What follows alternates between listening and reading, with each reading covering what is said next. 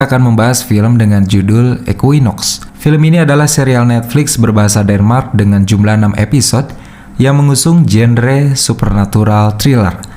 Disutradarai oleh Soren Bell dan Mads Mikkelsen, ini diciptakan oleh T. Lindeberg yang terinspirasi dari podcast asal Denmark berjudul Equinox 1985. Serial yang tayang perdana pada tanggal 30 Desember di tahun 2020 lalu ini, yang diperankan oleh Danica Kurcic ini menceritakan kisah Astrid, yaitu perempuan muda yang bekerja sebagai jurnalis dan penyiar radio yang menyelidiki kembali kasus hilangnya sang kakak bersama rombongan kelulusannya yang terjadi 20 tahun yang lalu. Tak lupa juga saya mau mengingatkan kalau konten ini mengandung spoiler dari film yang akan saya bahas. Jadi untuk kalian yang memang belum menonton filmnya, saya sangat tidak menyarankan untuk kalian melanjutkan tontonan video ini. Lebih baik kalian skip terus nonton filmnya. Kalau ngerasa nggak ngerti atau butuh penjelasan lebih detail gitu ya, baru deh kalian tonton video ini. Pada tahun 1999, Astrid, gadis berambut pirang yang tumbuh dalam keluarga biasa-biasa saja itu, sedang bermain sendirian di kamarnya ketika mendengar suara iring-iringan pawai dari acara kelulusan sang kakak mendekat. Kakaknya yang bernama Ida baru saja lulus dari sekolah menengah dan bersiap untuk memasuki universitas. Sayangnya hari itu, Astrid melihat sang kakak yang turun dari truk bersama teman-temannya tampak bersedih. Dua teman dekat kakaknya yaitu Falk dan Jacob terlihat sedang bertengkar di samping truk. Sementara teman dekat kakaknya yang lain, Amelia, mabuk dan membisikkan kalimat yang belum dimengerti maksudnya oleh Astrid saat itu. Di tengah kerumunan perayaan, Astrid memilih masuk ke dalam rumahnya dan menemukan kakak dan ibunya bertengkar. Ia tidak tahu apa yang keduanya ributkan, tapi yang jelas kakaknya terlihat marah besar pada sang ibu. Astrid yang selama ini sangat dekat dengan kakaknya berusaha bicara pada kakaknya di toilet.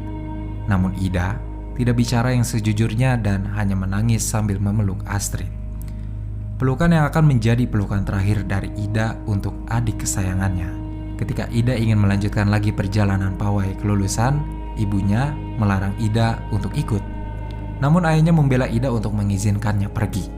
Tak ada yang menyadari keanehan pada Ida kecuali Astrid. Malam harinya, rombongan sekolah Ida dinyatakan menghilang. Hanya menyisakan truk dan supirnya yang tidak sadarkan diri. Kejadian itu benar-benar mengganggu dan menghantui Astrid. Bahkan hingga belasan tahun kemudian, saat ia sudah memiliki hidup barunya di tempat lain. Astrid bekerja sebagai penyiar radio yang siarannya khusus menceritakan tentang kisah-kisah misteri dan tahayul. Hal yang memang disukai Astrid semenjak kakaknya menghilang tanpa jejak. Astrid juga sudah memiliki seorang anak, namun ia sudah bercerai dengan suaminya. Tapi, bukan bagian kehidupan Astrid yang ini yang akan diceritakan, melainkan hubungan antara Astrid dan Ida. Setelah sekian lama berusaha melupakan kakaknya yang hilang dan berhenti mencarinya, tiba-tiba Astrid mendapat telepon dari Jacob, yaitu pacar Ida yang sempat ikut hilang bersama rombongan 20 tahun yang lalu. Namun, Jacob berhasil kembali bersama Amelia dan Falk. Hanya mereka bertiga yang berhasil kembali. Sisanya masih menjadi tanda tanya. Astrid awalnya tidak percaya kalau itu Jacob. Ia masih ingin berbicara tapi sambungan telepon mendadak terputus. Kalimat terakhir yang diucapkan Jacob adalah keinginannya untuk bertemu Astrid. Ia ingin memberi petunjuk keberadaan Ida. Sayangnya setelah panggilan terputus, nomornya tidak tercatat dalam panggilan. Astrid tidak bisa menelponnya kembali. Semenjak kejadian telepon misterius dari Jacob itu, Astrid bertekad untuk mencari lagi jejak keberadaan Ida. Setelah menyerahkan putrinya kepada mantan suaminya, Astrid terbang ke Copenhagen untuk mencari Jacob dengan berbekal alamat yang dimilikinya. Namun sayangnya Astrid tidak menemui pria itu. Alamat yang diberikan adalah alamat milik Matthias, yaitu kakak dari Jacob, yang berkata kalau Astrid tidak seharusnya mempercayai Jacob. Semenjak tragedi hilangnya lulusan, Jacob terlihat seperti orang yang tidak waras ketika kembali. Apalagi karena rumor di koran memberitakan hal yang menyudutkan serta menyalahkan Jacob, Amelia, serta Falk. Gagal menemui Jacob, Astrid tidak punya pilihan selain pergi ke rumah ayahnya untuk menginap sampai ia mendapat informasi lain mengenai kasus yang menimpa kakaknya.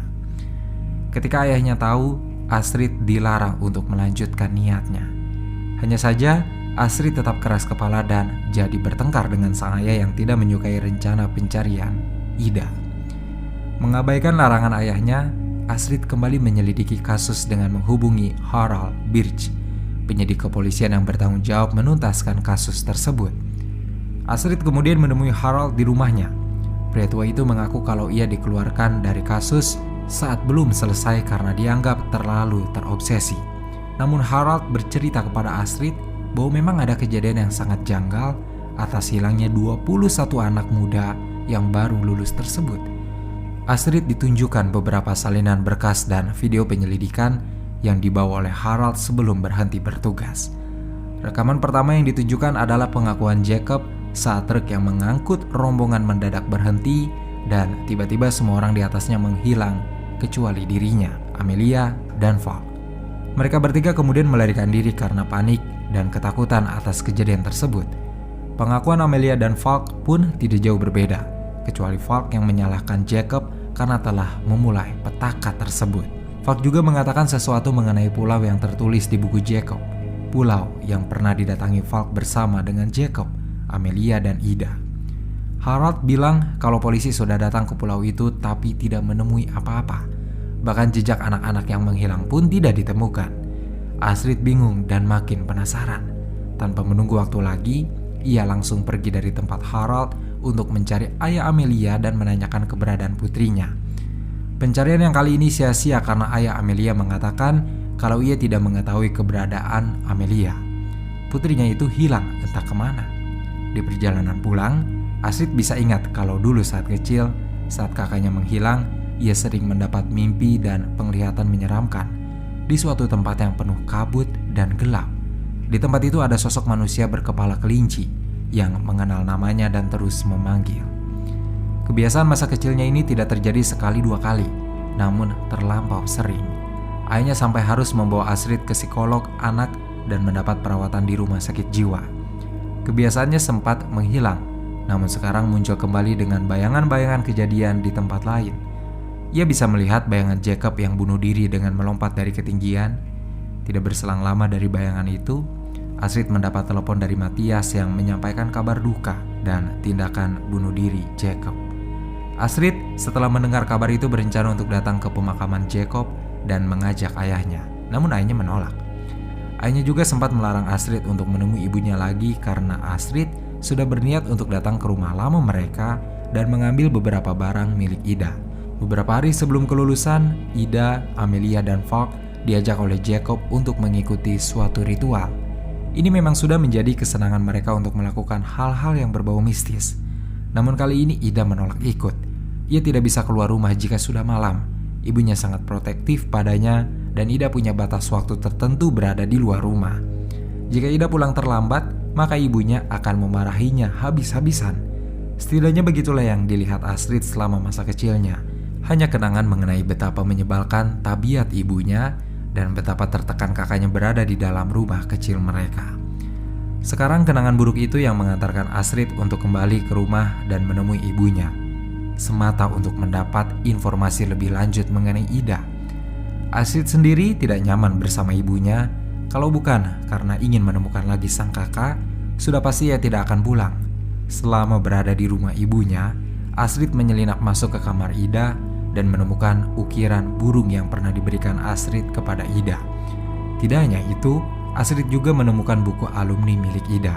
Tertulis di buku itu kalau Ida menyukai guru yang bernama Henrik, namun tanpa nama belakang. Astrid membawa buku itu bersamanya dan langsung menuju ke sekolah kakaknya. Di sana Astrid bertemu dengan petugas sekolah perempuan yang mengantarnya ke ruang arsip dan sekaligus mendengar cerita mengenai supir truk yang menjadi gila setelah anak-anak menghilang. Kedatangan Astrid ke sekolah hanya mendapat sedikit informasi.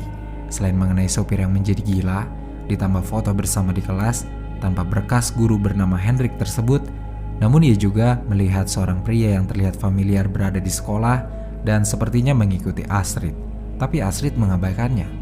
Ia tidak tahu kalau pria itu adalah Falk. Astrid juga tidak tahu kalau semua ini bermula saat kakaknya ikut dalam pencarian misteri yang dilakukan oleh Jacob berbekal buku sihir aneh yang dicurinya.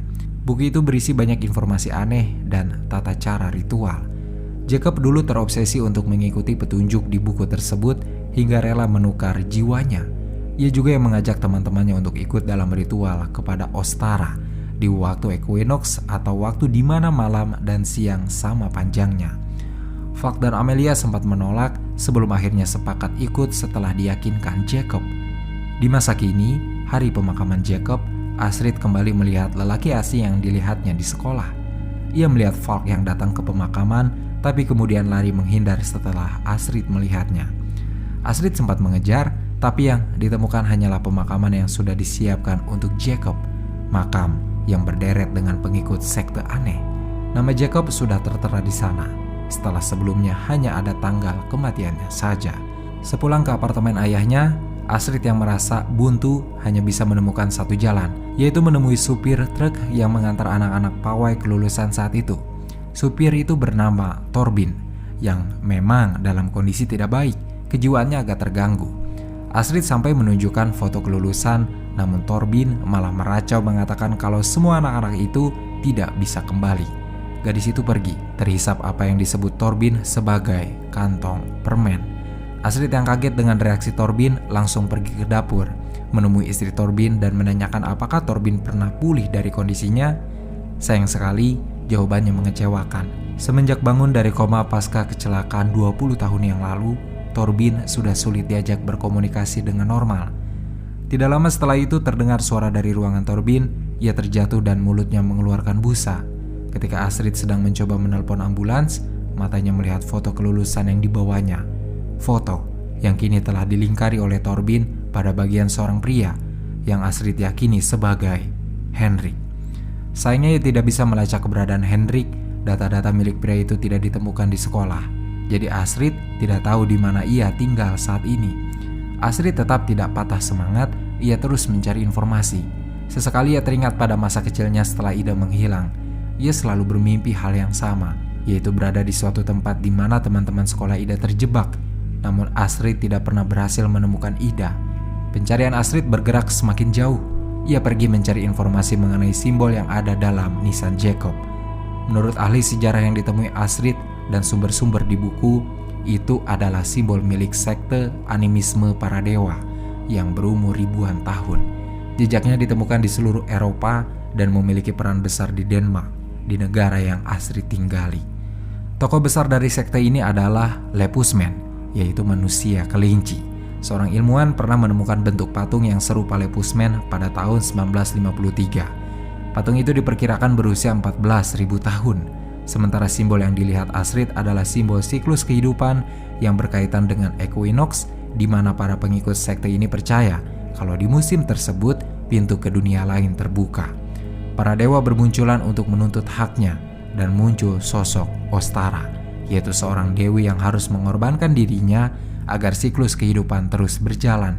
Banyak sejarah yang Astrid belum pahami, tapi ia tetap mencatatnya sebagai bekal penyelidikannya lebih jauh. Ia masih punya tugas untuk mencari Henrik. Astrid yakin kalau Henrik sepertinya menyembunyikan sesuatu dan tentu saja ia perlu menemukannya. Astrid berusaha menanyakan tentang Henrik kepada ayahnya yang masih saja tidak mendukung pekerjaannya kali ini.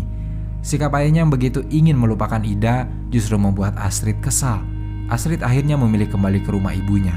Ia menanyakan tentang Henrik yang ternyata ibunya kenal. Nama aslinya adalah Henrik Malmstrom. Ibunya bilang kalau Henrik selama ini mengendalikan Jacob agar mengikuti perintahnya. Pria itu yang membuat Jacob membawa teman-temannya termasuk Ida untuk pergi ke pulau. Setelah rombongan kelas Ida menghilang, kata ibu Astrid, Henrik kabur begitu saja. Hal yang tidak Astrid ketahui adalah ibunya punya peran juga atas hilangnya Ida. Hal yang sudah begitu lama ditutupi.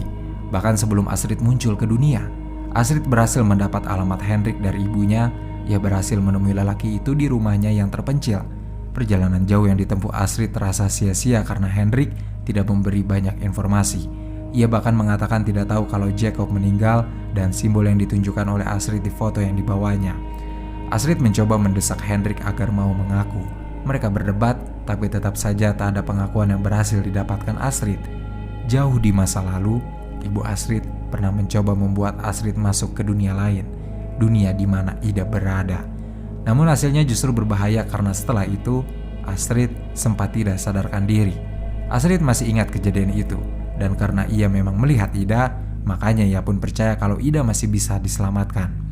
Usahanya kali ini pun semata karena Astrid ingin agar Ida kembali. Sementara masih di rumah Hendrik, ia banyak mengobrol dengan mantan guru Ida tersebut, membicarakan hal-hal yang dialaminya setelah kepergian Ida dan halusinasi-halusinasi anehnya yang terasa mengganggu. Astrid hanya ingin menemukan kebenaran dan sesuatu yang terasa masuk akal agar ia bisa menerima kepergian kakaknya. Astrid pada akhirnya menginap di rumah Hendrik dan mulai melihat sesuatu yang aneh, bayangan mengenai Hendrik dan orang-orang yang terjebak dalam dunia aneh yang pernah dilihat Astrid sebelumnya. Keesokan harinya Astrid diantar hingga sampai terminal oleh Hendrik. Sesaat sebelum bus berangkat, Astrid melihat pria asing yang tidak lain adalah Falk. Masih terus mengikutinya, Astrid berusaha mengejar, tetapi Falk keburu pergi dan hilang jejak. Astrid memutuskan kembali ke mobil dan ia menemukan sebuah bungkusan berwarna coklat bertuliskan namanya. Isinya adalah sebuah tape rekaman dan catatan untuk menemui Falk di Beacon pada Jumat jam 2 siang. Astrid masih tidak mengerti maksudnya, tapi ketika ia mendengarkan tape rekaman lagu yang dibuat Falk dan Jacob mengenai Ostara, ia merasa ada yang aneh. Lagu itu terasa seperti petunjuk untuknya. Di malam Ida pergi bersama Jacob, Falk dan Amelia. Mereka sempat berkemah sebelum menyeberang ke pulau. Keesokan paginya, mereka pergi ke tepian danau, menemukan perahu dan mulai menembus kabut untuk sampai ke pulau di seberangnya. Mereka sampai dalam waktu singkat. Jacob memimpin penjelajahan hari itu. Mereka kemudian ikut dalam ritual aneh, di mana Ida terpilih dalam pengorbanan sebagai Ostara, yaitu dewi kuno yang tertulis di buku sejarah. Di masa kini, Astrid yang berusaha memecahkan teka-teki hilangnya sang kakak mendapat sebuah Walkman usang. Astrid benar-benar mengikuti apa yang tertulis di pesan. Ia pun sampai di Beacon, sebuah taman hiburan yang terlihat sepi. Di sana Astrid bertemu dengan Falk yang selama ini mengikutinya. Sebenarnya sudah lama Falk ingin menceritakan yang sebenarnya terjadi menimpa Ida pada Astrid, tapi ia tidak punya kesempatan untuk melakukannya, apalagi Falk terlihat paranoid, seolah-olah dirinya terus diawasi. Falk terlihat kacau saat menjelaskan kalau Ida adalah Ostara dan telah dikorbankan. Selama pria itu menjelaskan, Astrid merekamnya. Falk pun menggambarkan bagaimana ketika dirinya dan 3 temannya masih terus berada di pulau hingga malam. Ida yang telah meminum telur seolah terhipnotis dan mengikuti terus apa yang diperintahkan dalam ritual. Falk lalu meminta Astrid untuk menemui supir truk bernama Torbin lagi. Ia akan menemukan kebenaran pada pria itu karena hanya dia yang bisa menyampaikan semuanya dengan jelas. Falk tidak mampu bertindak lebih jauh sebab dirinya yakin sedang diawasi. Sebelum mereka berpisah, Falk hanya berpesan kalau Astrid harus mendengarkan lagu yang diberikan dalam Walkman milik Falk secara maju dan mundur untuk menemukan petunjuk baru. Setelah pertemuannya dengan Falk, tanpa pikir panjang, Astrid segera menuju rumah sakit untuk menemui Torbin, mencoba berbicara dengannya yang akan segera disuntik mati. Namun, Astrid tidak mendapat informasi apa-apa lagi karena Torbin tidak juga sadarkan diri dari kondisinya. Astrid kesal dan pergi ke rumah ibunya karena Falk sempat mengatakan bahwa Len, yaitu ibu Astrid dan Ida, tahu mengenai hal ini. Ternyata ibunya tahu kalau Ida akan menghilang. Astrid yang berhadapan dengan ibunya langsung mengungkit masa lalu setelah Ida menghilang dan marah kepada ibunya atas apa yang terjadi di masa kecilnya, di mana Astrid selalu diperlakukan dengan kasar oleh ibunya. Ketika ibunya pergi keluar dan meninggalkan Astrid sendirian di kamar Ida, Astrid menemukan sebuah cangkang telur mainan yang berisi bangkai burung di dalamnya. Bangkai burung yang mengering dan sempat digunakan dalam ritual Ida. Astrid bisa mengingat lagi masa kecilnya di mana ia bisa tiba-tiba muncul di tempat aneh yang berkabut dan menyeramkan tanpa kenal waktu. Terkadang ada sosok menyeramkan di sana, memperhatikan Astrid dari kejauhan saat dirinya berusaha mencari Ida. Kondisi inilah yang membuat ayah Astrid berpikir kalau putri bungsunya sakit. Dulu Astrid sempat menjalani perawatan untuk menormalkan kondisinya yang bahkan tidak bisa dijelaskan secara medis. Terkadang Astrid terlihat seperti memiliki gangguan sleepwalking dan halusinasi yang parah semenjak kepergian Ida.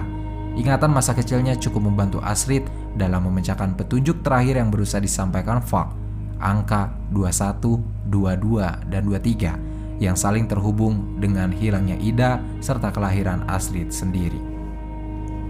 21 adalah hilangnya anak-anak kelas yang merayakan kelulusan.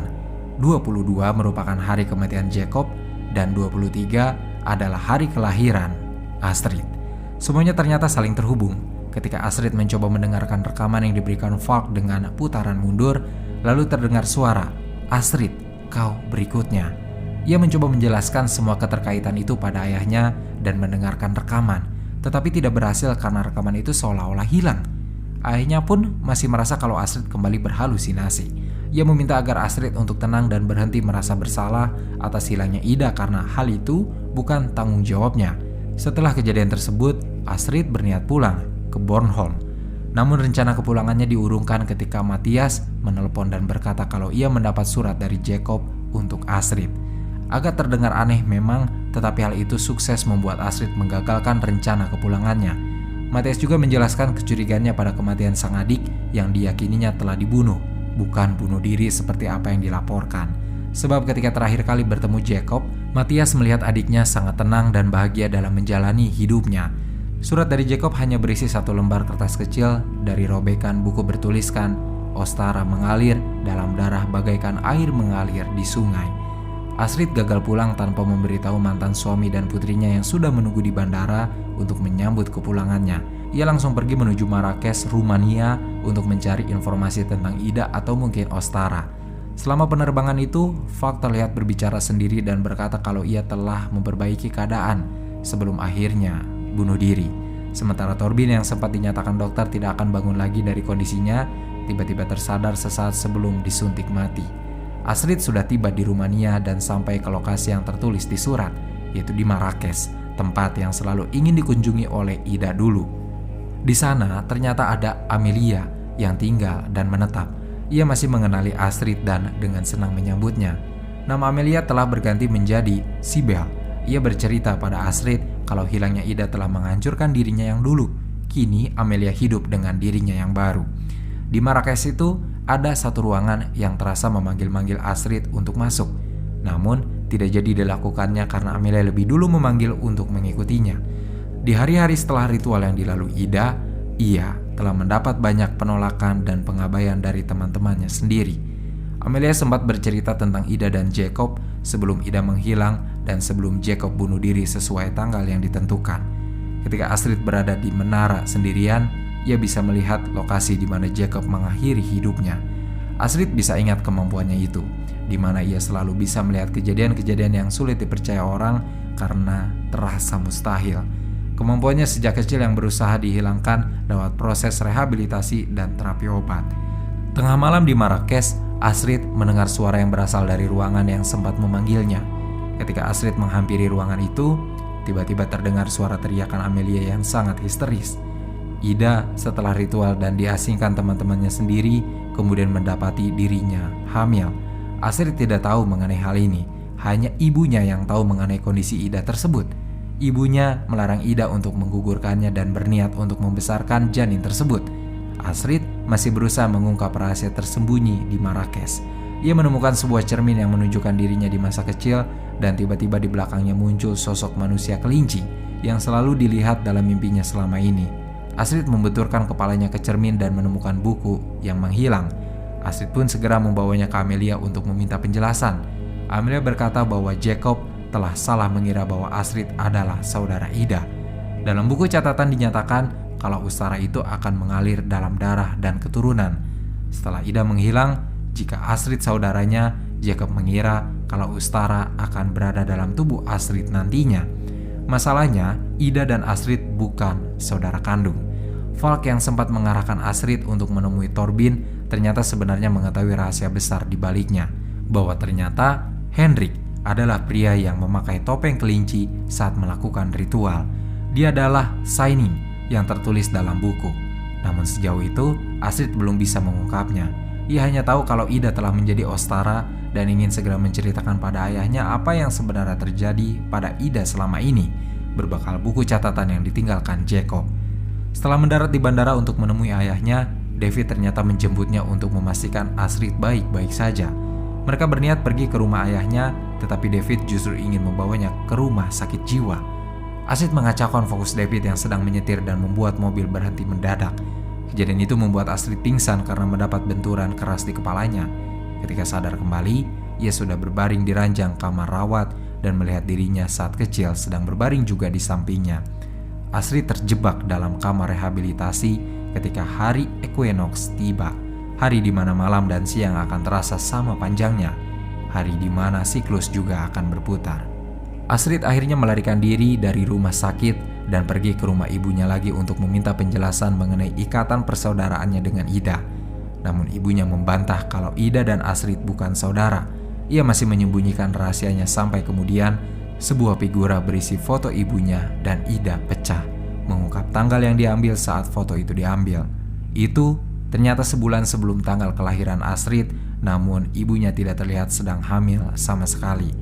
Astrid mendesak agar ibunya mengatakan yang sebenarnya, hingga ibunya mengatakan kalau Astrid adalah hasil adopsi. Begitu juga Ida. Mereka dipercaya sebagai putri dari Equinox oleh ibunya yang akan membawa berkah dalam hidupnya. Kenyataan itu mengguncang batin Astrid yang segera pergi meninggalkan rumah tersebut. Tidak lama setelah itu, Doris menghubungi Astrid untuk memberitahu kalau Torben sudah sadar dan ingin berbicara dengannya. Torben langsung membicarakan tentang sarang yang pernah ditempatinya, tempat para siswa yang hilang terkurung di sana. Hanya Astrid yang bisa menembus sarang itu, sebab ia memiliki hubungan dekat dengan Ida. Torben mengatakan ada kesalahan yang membuat semuanya menjadi kacau dan banyak orang terkurung dalam sarang. Kesalahan yang bersumber dari Ida.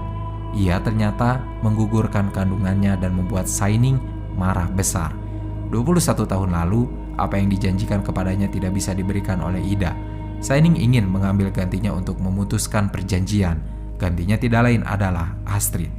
Sebelum konvoi kelulusan, Ida bisa melihat ibunya berbicara dengan Henrik. Mungkin saja memberitahu kalau Ida telah menggugurkan kandungannya dan menjadi alasan kemarahan Henrik alias Shining kemudian. Setelah mendapat informasi tentang Shining, Astrid pergi ke tempatnya lagi. Ia hanya ingin mencari tahu kemana Ida pergi dan menghilang selama ini. Semuanya dimulai oleh Lynn, yaitu ibunya, ketika ia membuat perjanjian dengan Shining agar bisa mendapatkan seorang anak. Ia dihadiahi Ida dan Astrid, tetapi dengan kesepakatan mereka harus diserahkan saat usianya 18 tahun. Lynn tidak bisa melakukannya karena sudah terlalu sayang kepada Ida dan Astrid, lalu menukar perjanjian itu dengan anak yang kelak akan dilahirkan Ida, anak yang justru digugurkannya. Itulah sebabnya di hari kelulusan, ibunya melarang keras Ida untuk pergi karena ia sudah tahu kalau Ida diincar oleh Shining untuk direnggut dan dijadikan pengorbanan. Peringatan itu sebenarnya sudah sampai pada Ida, tetapi ia tidak mendengarkannya dan tetap ikut dalam konvoi kelulusan. Astrid telah sampai di tempat Henrik tinggal sebelumnya, namun ternyata bangunan itu adalah bangunan tua yang terlihat sudah sangat lama ditinggalkan. Beberapa bagiannya sudah lapuk dan termakan usia. Astrid tidak langsung pergi. Ia membuka buku yang dimilikinya dari Jacob dan menemukan peta menuju pulau. Ia pun pergi ke belakang bangunan. Segalanya seperti sudah disiapkan untuknya. Ada perahu di tepian yang segera dinaiki Astrid. Ia pun mendayung untuk sampai ke seberang pulau. Astrid terus melangkah masuk ke pulau dan bertemu dengan Henrik yang sepertinya sudah menunggu kedatangannya. Yang sebenarnya terjadi pada Ida dan teman-temannya adalah truk yang dihentikan oleh Shining lalu diseret ke dunia lain, hingga yang tersisa hanya Torben, Jacob, Falk, dan Amelia. Di pulau misterius itu, Astrid sudah berganti pakaian dan mendengar dirinya dipanggil Ostara. Ia berjalan mengikuti suara dan masuk ke dalam air, di mana Ida terlihat menantinya dengan senyuman. Mereka bertemu lagi akhirnya, saling berpelukan dan kembali bersama. Keduanya pergi mendekati Shining lalu menghilang dalam kabut. Tidak lama setelah itu, anak-anak sekolah yang hilang akhirnya kembali ke dunia mereka yang seharusnya.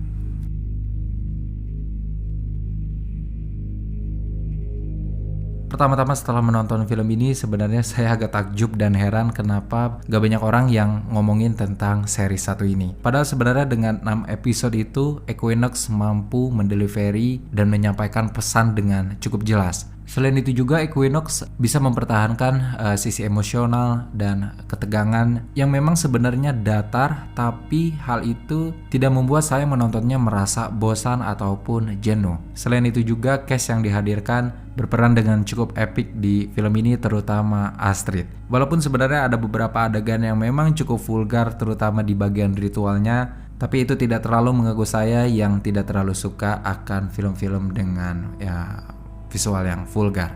Saya sangat merekomendasikan untuk kalian menonton film ini secara maraton, jangan ditunda-tunda. Jadi siapin satu hari, misalnya di hari Minggu dari pagi sampai sore dikelarin aja hari itu, karena akan lebih terasa feel-nya, akan lebih terasa emosi dan ketegangannya ketimbang harus nunda-nunda. Yang menonton series ini kalian bisa tonton di Netflix, langsung search aja Equinox, dan ya selamat menonton.